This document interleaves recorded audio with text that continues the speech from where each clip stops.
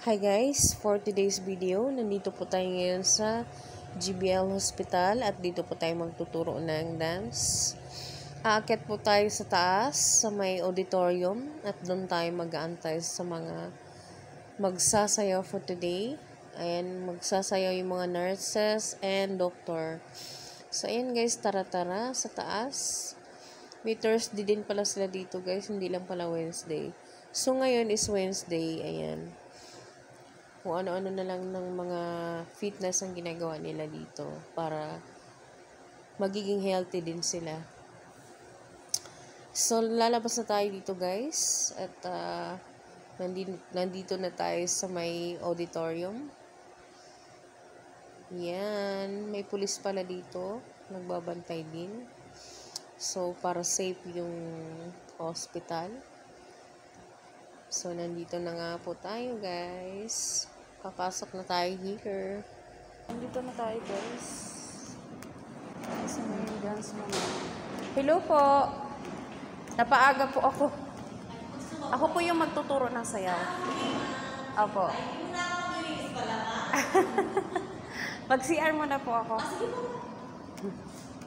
At tatanggalin to ngayon. Yung mga lalaki. Sila yung mag-aano. Sila lalaki niya. Oo. Huwag ka mama, masisira yung beauty mo. Tsaka di ba po kayo Yes. Dapat talaga mga lalaki mag-aano dyan. Ay talaga, hala. Kailangan mo mag-ano muna. Nag-bibig po ako. Kaya hindi ako pwede. Magbuhat na mag-gat. Oo, dapat wag talaga. Okay, ako nga. Sasayaw ka dapat Hindi ka sasali? Hindi mo po ako kasali. Okay. So, ayun na nga guys. Nagpipicture ako sa sarili ko dahil naboboring na ako dahil wala pa sila. So, inaantay ko sila dito ng mga 5 minutes. Ayan. Medyo nabobore na ako dyan. At gusto ko nang magsayaw mag-isa. At ayun na nga.